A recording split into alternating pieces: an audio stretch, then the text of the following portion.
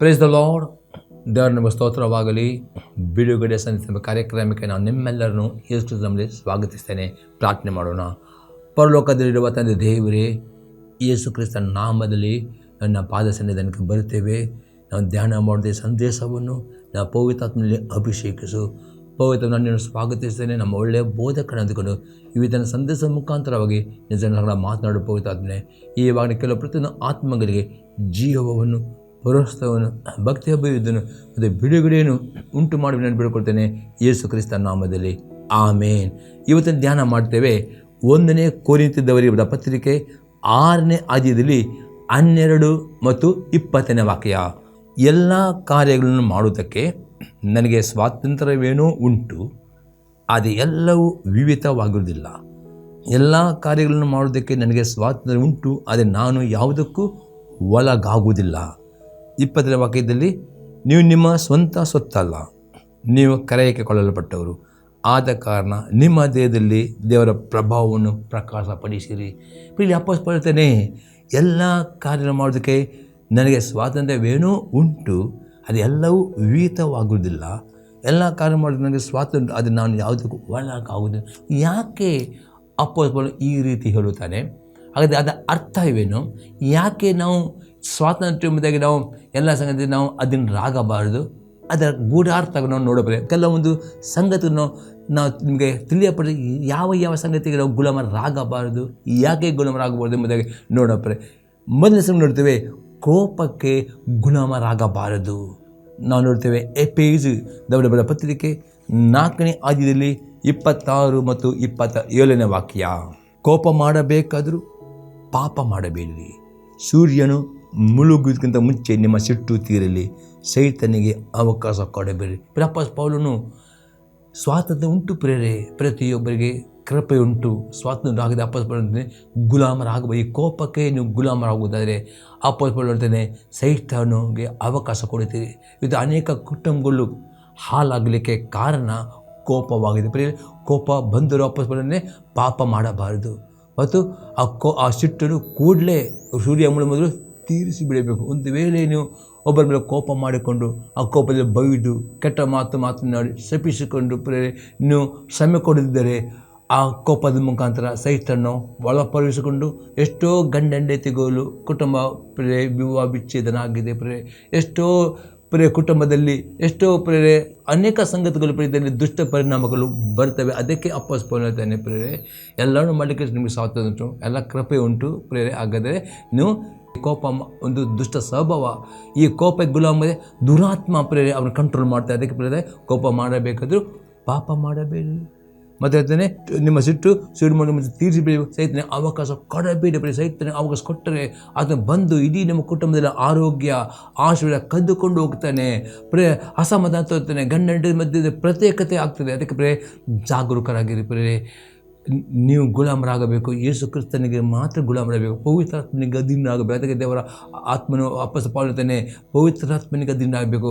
ಪವಿತ್ರಾತ್ಮದಿಂದ ಮಾತ್ರವೇ ನಿಮಗೆ ಪ್ರೀತಿ, ಸಂತೋಷ, ಸಮಾಧಾನ, ದೀರ್ಘಶಾಂತಿ, ದಯೆ, ಉಪಕಾರ 9 ಗುಣಗಳು ಬರ್ತವೆ. ಆಗ ನಿಮ್ಮ ಕುಟುಂಬ ಆಶೀರ್ವದಿಸುತ್ತದೆ. ಅದಕ್ಕೆ ಬದಲಾಗಿ ನೀವು ಈ ರಕ್ತ ಸ್ವಭಾವಕ್ಕೆ ಸರಿಯಾದ ಸ್ವಭಾವ ಒಳಗಾಗುವುದರೆ ಸಹಿತ ಬಂದು ಇಡೀ ಕುಟುಂಬ ನಷ್ಟ. ಅದಕ್ಕೆ ಅಪೊಸ್ತಲನು ಎಲ್ಲವನ್ನು ಮಾಡಲಿಕ್ಕೆ ಸ್ವಾತಂತ್ರ್ಯ ಉಂಟು, ಆದರೆ ಯಾವುದಕ್ಕೂ ಅಂದರೆ ಈ ಕೋಪಕ್ಕೆ ಮೊಟ್ಟಮೊದಲ ಕೋಪಕ್ಕೆ ಗುಲಾಮರಾದರೆ ನಿಮ್ಮ ಕುಟುಂಬ ಹಾಳಾಗ್ತದೆ, ಸೈತನಿಗೆ ಅವಕಾಶ ಸಿಗಬಾರದು ಎಂಬುದೇ ಅಪೊಸ್ತಲನು ಎಚ್ಚರಿಕೆ ಕೊಡುತ್ತಾನೆ.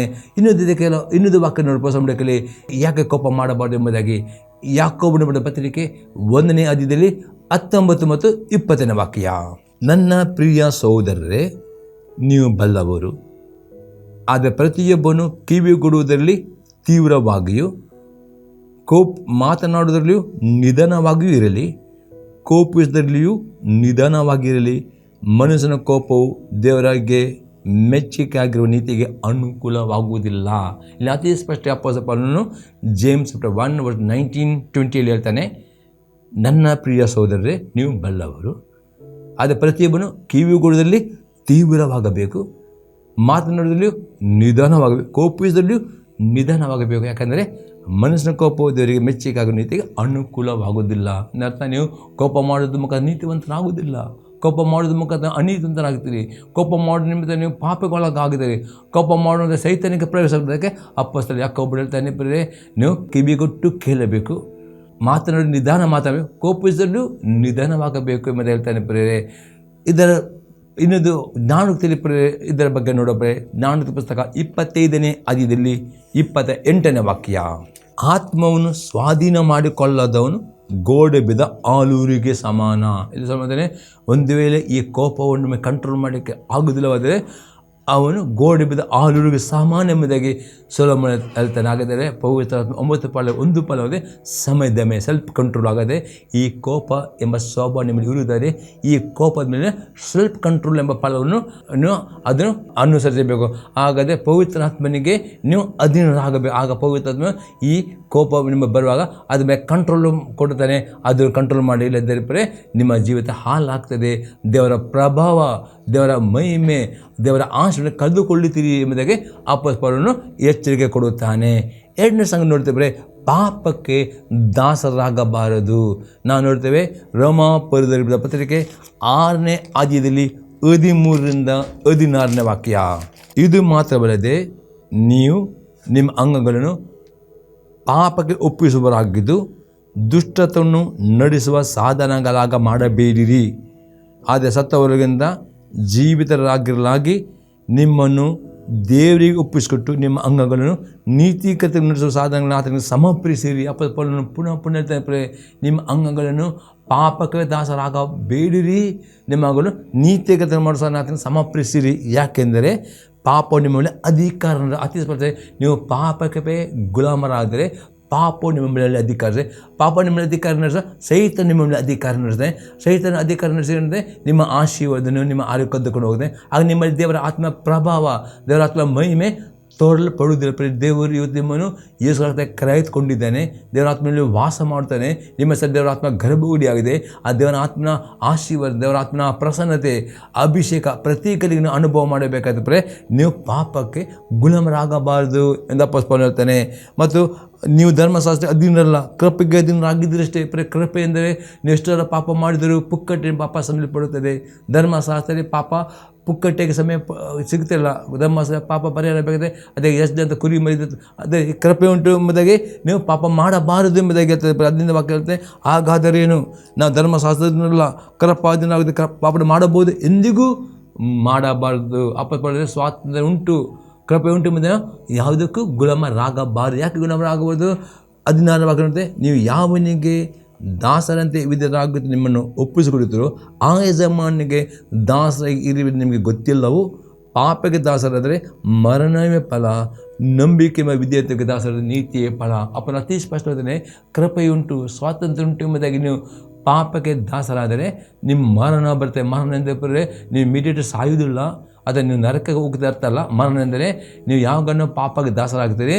ಪಾಪವು ನಿಮ್ಮ ಜೀವಿತದಲ್ಲಿ ರೋಗಗಳು, ಕಷ್ಟಗಳು, ಇಕ್ಕಟ್ಟುಗಳು, ಸೋದರಿಗಳು, ಸೈತಾನ ನಿಮ್ಮನ್ನು ಆಕ್ರಮಣ, ಇದೆಲ್ಲ ಅಸಮಾಧಾನ, ನಿರಾಶೆ, ಇದೆಲ್ಲ ಸಂಗತಿಗಳು ಬರ್ತಾ ಇರ್ತೇವೆ. ಇದು ಮರಣ ಆಗುತ್ತೆ ಪ್ರಿಯರೇ. ಅದಕ್ಕೆ ಬದಲಾಗಿ ನಂಬಿಕೆ ವಿಧೇಯತೆಗೆ ದಾಸರಾದರೆ ನಿಮಗೆ ನೀತಿಯು ಫಲ ಅಂದರೆ ಸಮಾಧಾನ, ಸಂತೋಷ, ಆರೋಗ್ಯ, ಆಶೀರ್ವಾದ, ಆರ್ಥಿಕ ಸಮೃದ್ಧಿ, ಪ್ರಾರ್ಥನೆ, ಇದೆಲ್ಲ ನಿಮಗೆ ಆ ನೀತಿವಂತರಿಗೆ ಬರೋ ಆಶೀರ್ವಾದಗಳು ಬರುತ್ತೆ. ಹಾಗಾದರೆ ನೀವು ಆರಿಸಿಕೊಳ್ಳಬೇಕು ಪ್ರಿಯರೇ.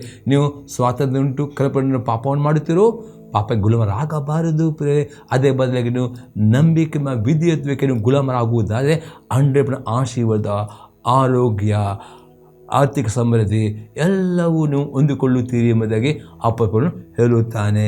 ಇನ್ನೊಂದು ವಾಕ್ಯ ನೋಡೋಣ ಅದಕ್ಕೆ ಬಗ್ಗೆ.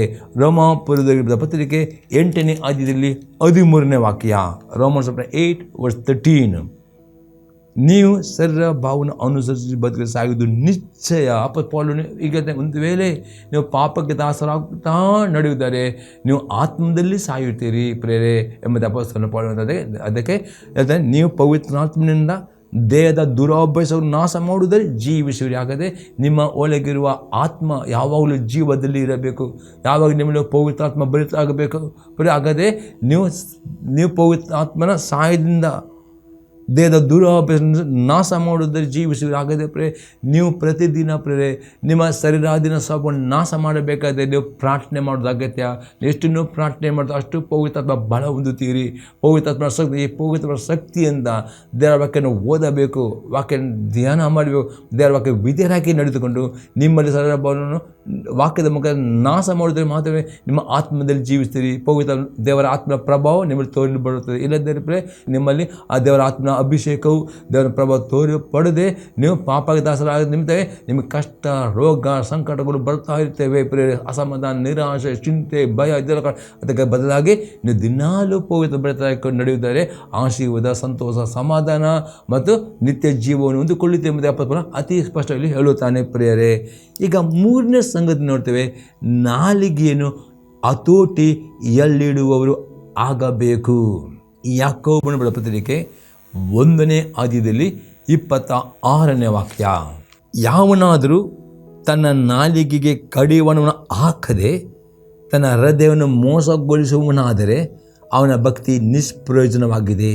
ಅಪೊಸ್ತಲ ಯಾಕಂದ್ರೆ ಅತಿ ಸ್ಪಷ್ಟ ಹೇಳ್ತಾನೆ, ನೀವು ತುಂಬ ಪ್ರಾರ್ಥನೆ ಮಾಡಬಹುದು, ತುಂಬ ಅನ್ಯ ಭಾಷೆಯಲ್ಲಿ ಪ್ರಾರ್ಥನೆ ಮಾಡಬಹುದು, ತುಂಬ ಭಕ್ತಿವಂತರಾಗಿ ತೋರಲ್ಪಡ, ಆದರೆ ನಿಮ್ಮ ನಾಲಿಗೆಗೆ ಕಡಿವಾಣ ಹಾಕದಿದ್ದರೆ ನಿಮ್ಮ ಭಕ್ತಿ ನಿಷ್ಪ್ರಯೋಜನ. ಆಗ ನೀವು ಭಕ್ತಿವಂತರೆಂದು ತೋರು ಬರುವುದು ನಿಮ್ಮ ಬಾಯಲ್ಲಿ ಬರೋ ಮಾತುಗಳಿಂದ.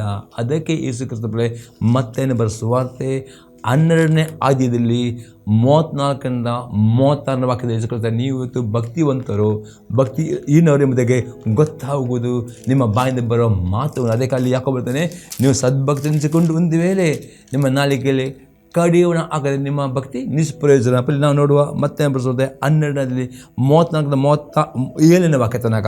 ಸರ್ಪ ಜಾತಿಯವರೇ, ನೀವು ಕೆಟ್ಟವರಾಗಿರಲಾಗಿ ಒಳ್ಳೆಯ ಮಾತುಗಳನ್ನು ನೋಡೋದಕ್ಕೆ ನಿಮ್ಮಿಂದ ಹೇಗಾದೀತು? ಹೃದಯದಲ್ಲಿ ತುಂಬಿರುವುದೇ ಬಾಯಲ್ಲಿ ಹೊರಡುವುದು. ಯೇಸು ಕ್ರಿಸ್ತನೇ, ನೀವು ಸದ್ಭಕ್ತರೆಂದು ತೋರಿಸಿಕೊಂಡು ನಿಮ್ಮ ನಾಲಿಗೆ ಕಡಿವಾಣ ಆಗದೆ ನಿಮ್ಮ ಭಕ್ತಿ, ಯಾಕಂದರೆ ನಿಮ್ಮ ಹೃದಯದಲ್ಲಿ ಏನು ತುಂಬಲ್ಪಟ್ಟರೆ ಬಾಯಲ್ಲಿ ಹೊರಡುವುದಾಗದೆ ನಿಮ್ಮ ಹೃದಯವನ್ನು ಸದ್ಭಕ್ತ ಆಗುವುದಾದರೆ ನಿಮ್ಮ ಹೃದಯದಲ್ಲಿ ದೇವರ ವಾಕ್ಯ ಇರುವುದಾದರೆ ನಿಮ್ಮ ಬಾಯಿ ಮಾತಿನಿಂದ ಬರೇ ದೇವರ ವಾಕ್ಯ, ಕೀರ್ತನೆ, ಉತ್ತೇಜನ, ಭಕ್ತಿ ಅಭಿವೃದ್ಧಿ ಮಾಡೋದು ಮಾತು ಇದು ಬರ್ತವೆ. ಆಗ ಅಲ್ಲಿ ತೋರಿಪಡ್ತೇವೆ ನೀವು ಭಕ್ತಿವಂತರು. ಒಂದನೇ ಬರೀ ಭಕ್ತಿ ತೋರಿಸಬಹುದು. ಅದನ್ನ ಬಾಯಲ್ಲಿ ಕೋಪ, ಶಾಪ, ಒಬ್ಬೊಬ್ಬರು ದೂರುವುದು, ಒಬ್ಬೊಬ್ಬರು ಚಾಡಿ ಮಾತನಾಡೋದು, ಒಬ್ಬೊಬ್ಬರು ನಿಂದಿಸುವುದು, ಒಬ್ಬರ ಬಗ್ಗೆ ತೀರ್ಪು ಮಾಡೋದು, ಇದೆಲ್ಲ ಸಂಗತಿ ಮಾತನಾಡೋದ ಅರ್ಥ ನೀವು ಭಕ್ತಿವಂತರಲ್ಲ. ಯಾಕಂದರೆ ನಿಮ್ಮ ಭಕ್ತಿವಂತರು ತಮ್ಮ ನಾಲಿಗೆ ಕಡಿವಾಣ ಹಾಕುತ್ತಾರೆ. ಅವ್ರು ಮತ್ತೆ ಹೇಳ್ತಾನೆ 30ನೇ ವಾಕ್ಯ, ಒಳ್ಳೆಯವನು ತನ್ನ ಒಳ್ಳೆಯ ಬೊಕ್ಕಸನ ಒಳ್ಳೆಯ ವಸ್ತುವಿಗೆ, ನಿಮ್ಮ ಬೊಕ್ಕಸ ನಿಮ್ಮ ಹೃದಯ ಒಳ್ಳೆಯದಿರುವುದರೆ ನೀವು ಎಂದಿಗೂ ಕೆಟ್ಟದ್ದು ಮಾತನಾಡೋದಿಲ್ಲ.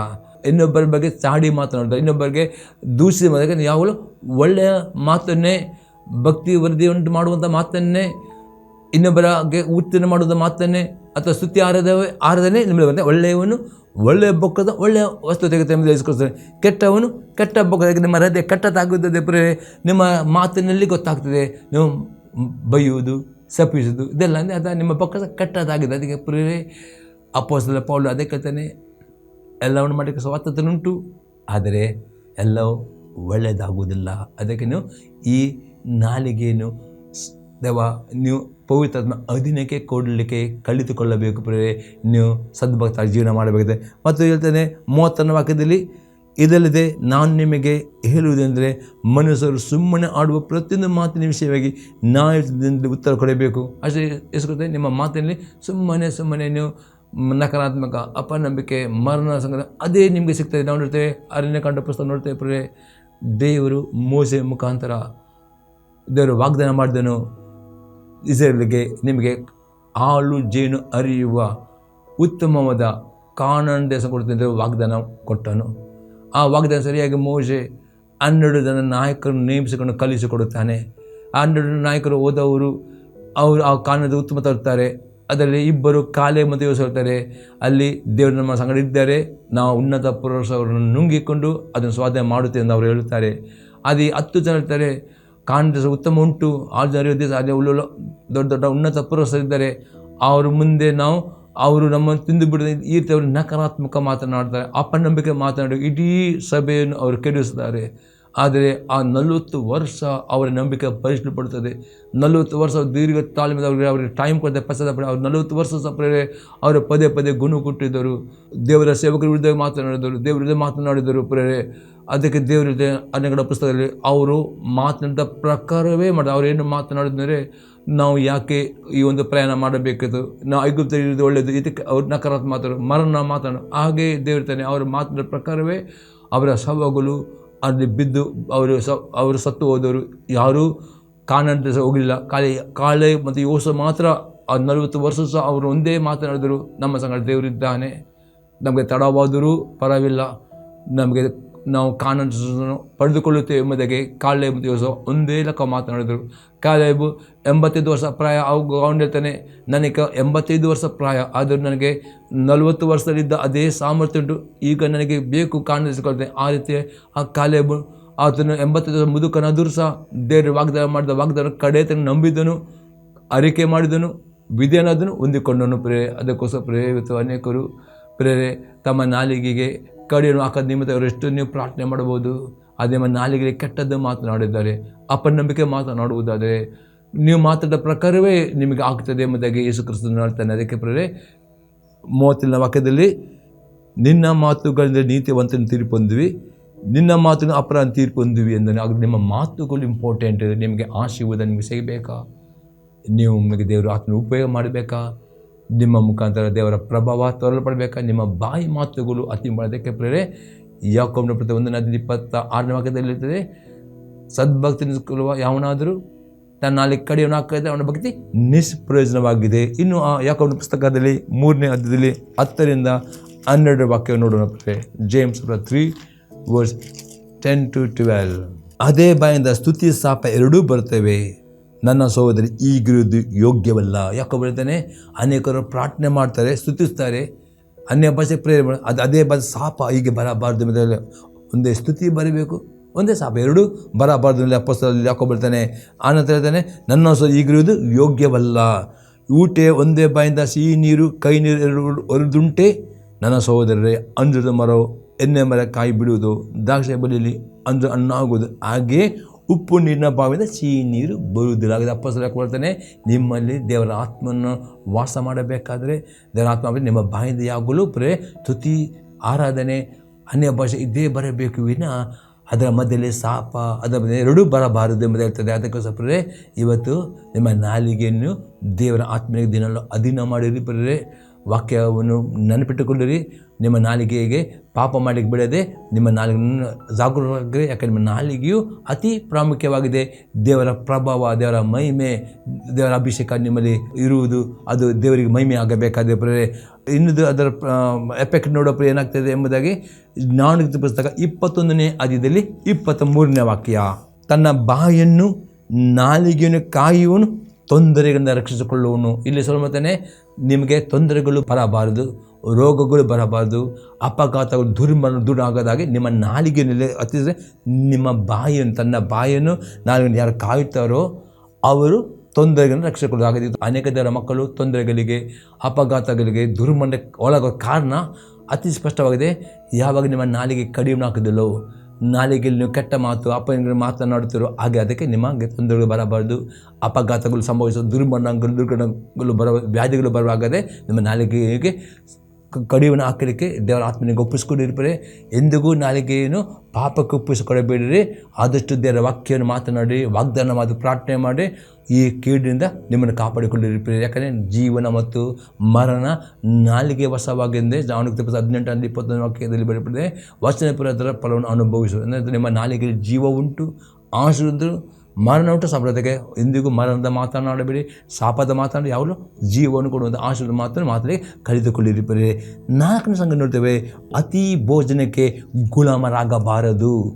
ಲೂಕನು ಬರೆದ ಸುವಾರ್ತೆ 21ನೇ ಅಧ್ಯಾಯದಲ್ಲಿ 34-36ನೇ ವಾಕ್ಯ, ನಿಮ್ಮ ವಿಷಯದಲ್ಲಿ ಜಾಗರೂಕರಾಗಿರಿ. ಅತಿ ಭೋಜನದ ಮದಳಿನಿಂದಲೂ ಅಮಲಿನಿಂದಲೂ ಪ್ರಪಂಚದ ಚಿಂತೆಗಳಿಂದಲೂ ನಿಮ್ಮ ಹೃದಯಗಳು ಭಾರವಾಗಿರಲಾಗಿ ಆ ದಿವಸ ನಿಮ್ಮ ಮೇಲೆ ಉರುಳದೆ ಪಕ್ಕನೆ ಬಂದಿತು. ನಿಮ್ಮ ಆತ್ಮೀಯತೆಯಲ್ಲಿ ಯಾವಾಗಲೂ ಜಾಗರೂಕಬೇಕು. ಆದರೆ ಯೇಸು ಕ್ರಿಸ್ತನ ಬರೋಣ, ಎರಡನೇ ಬರೋಣ ತುಂಬ ಹತ್ತಿರ ಉಂಟು. ಅದಕ್ಕೆ ಮೊದಲು ರ್ಯಾಪ್ಚರ್ ಅಥವಾ ರೂಪಾಂತರ ಅಥವಾ ಸಭೆ ಎತ್ತಲ್ಪಡಬೇಕು ಆಗಬೇಕು ಪ್ರಿಯರೇ. ಆ ನಂತರ 7 ವರ್ಷ ಟ್ರಿಬ್ಯುಲೇಷನ್ ಅದಕ್ಕೆ ಯೇಸು ಕ್ರಿಸ್ತ ಆ ಎರಡನೇ ಬರೋಣ ಹತ್ತಿರ ಉಂಟು. ಅದರ ಮೊದಲು ರ್ಯಾಪ್ಚರ್ ಆಗಬೇಕಾದರೆ ಯೇಸು ಕ್ರಿಸ್ತ ಹೇಳ್ತಾನೆ, ನಿಮ್ಮ ಆತ್ಮದಲ್ಲಿ ಜಾಗರೂಕ. ಅತಿ ಭೋಜನದ ಅರ್ಥವಾದ ಪ್ರಿಯರೇ, ಊಟವೇ ಮಾಡಬಾರ್ದಂತಲ್ಲ, ನೀವು ಪ್ರಾರ್ಥನೆಗೆ ಹೆಚ್ಚು ಸಮಯ ಕೊಡೋದಕ್ಕೋಸ್ಕರವಾಗಿ ನಿಮ್ಮ ಊಟದಲ್ಲಿ ಮಿತಿಯಾದ ಊಟ ಮಾಡುವುದರೆ, ಸಾಧ್ಯವಾದರೂ ಉಪವಾಸ ಮಾಡಿದ್ರೆ ಒಳ್ಳೆಯದು. ಕೆಲವರಿಗೆ ಉಪವಾಸ ಮಾಡಿ ಸಾಧ್ಯ ಅಂಥವ್ರನ್ನು ಕಡಿಮೆ ಪ್ರಮಾಣ ಊಟ ಮಾಡಿದ್ರೆ ಆದಷ್ಟು ಸಮಯ ನಿಮಗೆ ಪ್ರಾರ್ಥನೆ ಮಾಡಲಿಕ್ಕೆ ಸಾಧ್ಯವಾಗ್ತದೆ ಪ್ರಿಯರೇ. ಇಲ್ಲದರೆ ಗಟ್ಟಿಯಾಗಿ 3 ಊಟ ಗಟ್ಟಿ ಊಟ ಮಾಡುವುದರೆ ನಿಮಗೆ 1 ಗಂಟೆ ಸಹ ಪ್ರಾರ್ಥನೆ ಮಾಡಲಿಕ್ಕೆ ಆಗುವುದಿಲ್ಲ. ಅದಕ್ಕೆ ಪ್ರಾರ್ಥನೆ ಮಾಡದವನು ಮತ್ತು 35 ವಾಕ್ಯದ ಆ ದಿವಸವು ಭೂನಿವಾಸಗಳ ಮೇಲೆಲ್ಲ ಬರುವುದು, ಆದರೆ ಬರುವುದಕ್ಕಿರುವ ಇವೆಲ್ಲವುಗಳನ್ನು ತಪ್ಪಿಸಿಕೊಳ್ಳುವುದಕ್ಕೂ ಮನಸ್ಸು ಮುಂದೆ ನಿಂತುಕೊಳ್ಳುವುದಕ್ಕೂ ನೀವು ಪೂರ್ಣ ಸಕ್ತರಾಗುವಂತೆ ಎಲ್ಲ ಕಾಲದಲ್ಲಿಯೂ ದೇವರಿಗೆ ವಿಜ್ಞಾಪನೆ ಮಾಡಿಕೊಳ್ಳುತ್ತೆ ಎಚ್ಚರವಾಗಿರಿ ಅಂದವನು ಅಂದರೆ ಯೇಸು ಕ್ರಿಸ್ತನು ಹೇಳ್ತಾನೆ. ಯೇಸು ಕ್ರಿಸ್ತನ ಬರೋಣಕ್ಕೆ ಆ ಸಭೆ ಪಡುವಿಕೆಯನ್ನು ಎತ್ತರ ಪಡಬೇಕಾದರೆ ಎಲ್ಲ ಸಮಯದಲ್ಲಿ ನಿಮ್ಮ ಆತ್ಮದಲ್ಲಿ ಎಚ್ಚರವಾಗಿರಬೇಕಾದ್ರೆ ಪ್ರಾರ್ಥನೆ ಮಾಡಬೇಕು ಎಂದರೆ, ಪ್ರಾರ್ಥನೆ ಮಾಡುವುದಾದರೆ ಮಾತ್ರ ನೀವು ಪವಿತ್ರ ಭರಿತರಾಗಿದ್ದೀರಿ. ಪ್ರಾರ್ಥನೆ ಮಾಡುವವರು ನೀವು ವಾಕ್ಯ ಓದುತ್ತೀರಿ, ವಾಕ್ಯ ಧ್ಯಾನ ಮಾಡಿದ್ರೆ, ಪ್ರಾರ್ಥನೆ ಮಾಡಿದರೆ ವಾಕ್ಯ ವಿದ್ಯಾಗುತ್ತೆ. ಪ್ರಾರ್ಥನೆ ಮಾಡೋರು ಅದು ತಪ್ಪದೆ ಸಭೆಗೆ ಬರ್ತೀರಿ. ಈ ರೀತಿ ಪ್ರಾರ್ಥನೆ ಮಾಡಬೇಕು. ಆ ಪ್ರಾರ್ಥನೆ ಮಾಡಬೇಕಾದ್ರೆ ಶಿಸ್ತು ಮಾಡಬೇಕು. ಯಾವುದನ್ನು ಶಿಸ್ತು ಮಾಡಬೇಕು? ಭೋಜನ ಪ್ರೇಯರ್. ನೀವು ರಾತ್ರಿ ಸಮಯ ಪ್ರೇಯರ್ ಮಾಡಬೇಕು, ಬೆಳಗ್ಗೆ ಬೇಗ ಎದ್ದು ಪ್ರೇಯರ್ ಮಾಡಿ, ರಾತ್ರಿ ಊಟವನ್ನು ಮಾಡಬೇಕು. ಕಡಿಮೆ ಪ್ರಮಾಣದ ಊಟ ಮಾಡಿರಿ ಪ್ರೇಯರ್. ಹಾಗೆ ನಿಮ್ಮ ರಾತ್ರಿಯಲ್ಲಿ ಪ್ರೇಯರ್ ಮಾಡಲಿಕ್ಕಾಗುತ್ತೆ. ವಾಕ್ಯ ಓದಿ ಬೆಳಗ್ಗೆ ಎದ್ದು ಪ್ರೇಯರ್ ಮಾಡಿದರೆ ನಿಮಗೆ ಪ್ರಾರ್ಥನೆ ಮಾಡಲಿಕ್ಕೆ ಪ್ರೇಯರ್ ನೀವು ನಿಮ್ಮ ಊಟದಲ್ಲಿ ಭೋಜನದಲ್ಲಿ ಮಿತಿಯಾಗಿ ಊಟ ಮಾಡಲಿಕ್ಕೆ ಕಲಿತುಕೊಳ್ಳಬೇಕು. ಅದರಲ್ಲಿ ಒಂದು ಶಿಸ್ತು ಮಾಡಬೇಕು. ಆಗ ನೀವು ಪ್ರಾರ್ಥನೆ ಮಾಡಲಿಕ್ಕಾಗ್ತದೆ. ಮತ್ತು ಪ್ರಪಂಚ ಚಿಂತೆ ಸಾಲದಲ್ಲಿ ನೀವು ಕೈ ಹಾಕಬಾರ್ದು. ಸಾಲದಲ್ಲಿ ಬಿದ್ದರೆ ನಿಮಗೆ ಅದು ಚಿಂತೆಗಳು, ಅದಕ್ಕೆ ಬೇಗನೆ ಸಾಲದಿಂದ ಹೊರಗೆ ಬರಲಿಕ್ಕೆ ಪ್ರಯತ್ನ ಮಾಡಿರಿ. ಮತ್ತು ಅಮಲು ಮೊಬೈಲು ಕೆಲವು ಸಂಗತಿಯನ್ನು ಅದಕ್ಕೆ ಗುಲಾಮರಾಗಬೇಕು. ಈ ರೀತಿ ನಿಮ್ಮನ್ನು ಆತ್ಮನ ಕಾಪಾಡಿಕೊಂಡು ನೀವು ಯಾವಾಗಲೂ ಪ್ರಾರ್ಥನೆ ಮಾಡಬೇಕು.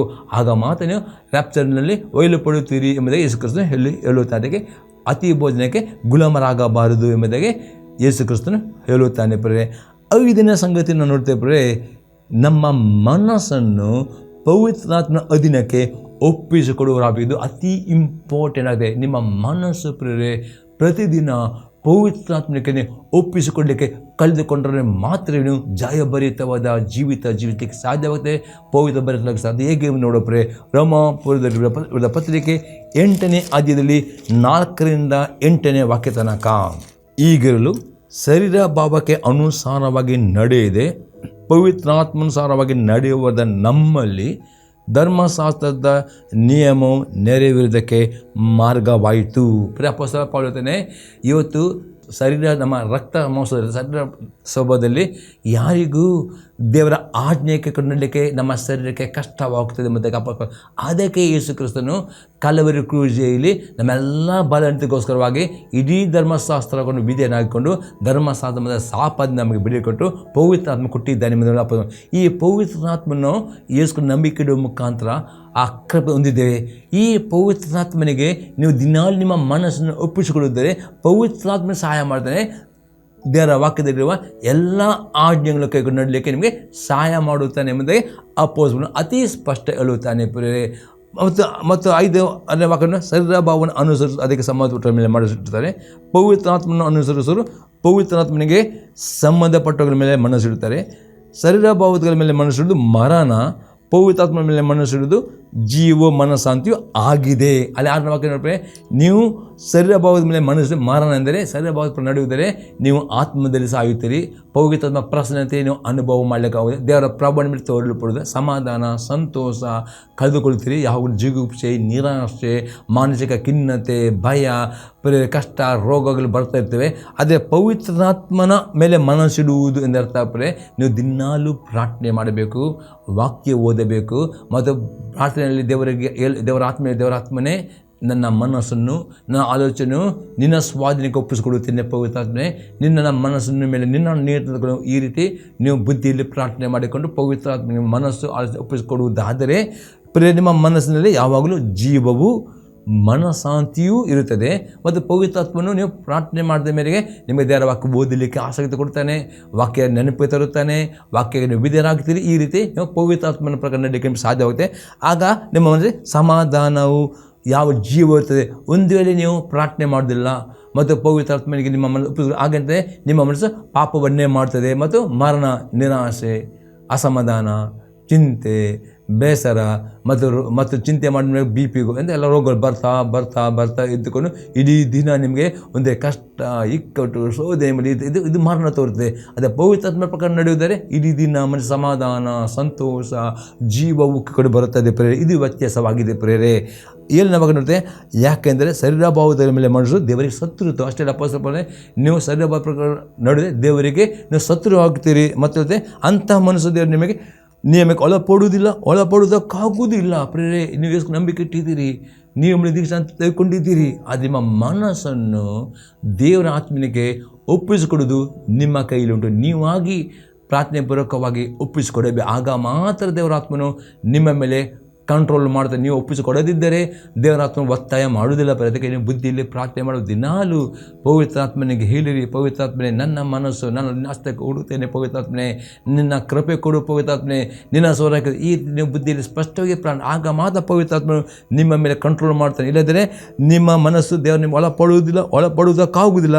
8ನೇ ಭಾಗ ಶರೀರ ಭಾವದಿಂದ ದೇವರಿಗೆ ಮೆಚ್ಚುಗೆಯಾಗಲಾರರು. ಹೌದು, ಎಷ್ಟು ನಂಬಿಕೆ ಇಟ್ಟಿದ್ದೀರಿ, ನೀವು ಜೀವನ ತೆಗೆದುಕೊಂಡಿದ್ದೀರಿ. ಹೌದು ಪ್ರೇ, ನೀವು ನೀತಿವಂತರಾಗಿದ್ದೀರಿ, ನೀವು ಪರಿಶುದ್ಧ ಜನರು ಆಗಿದ್ದೀರಿ, ಕರ್ತನ ಸಭೆಗೆ ಬರುತ್ತೀರಿ. ಆದರೆ ದೇವರಿಗೆ ಮೆಚ್ಚುಗೆ ಆಗಬೇಕಾದರೆ ನೀವು ದಿನಾಲು ಪ್ರಾರ್ಥನೆ ಮಾಡಬೇಕು.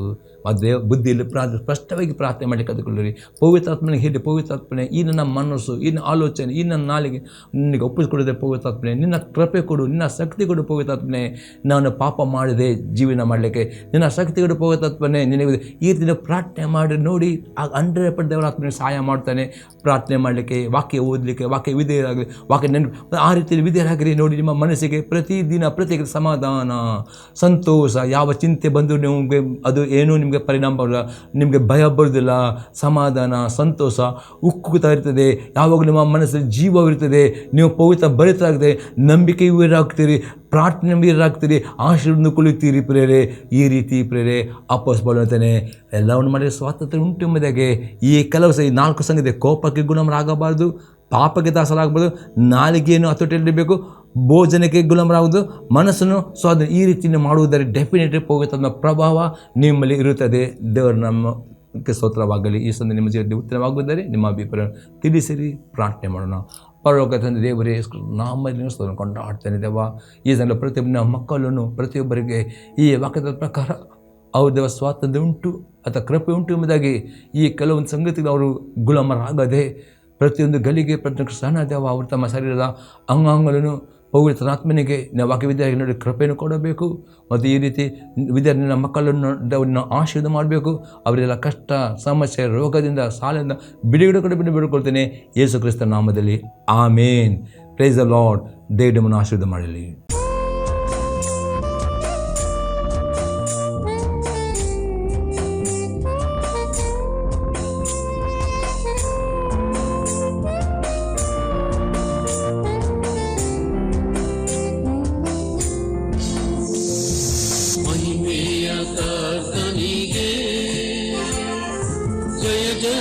ಜಯವೆನ್ನಿರಿ,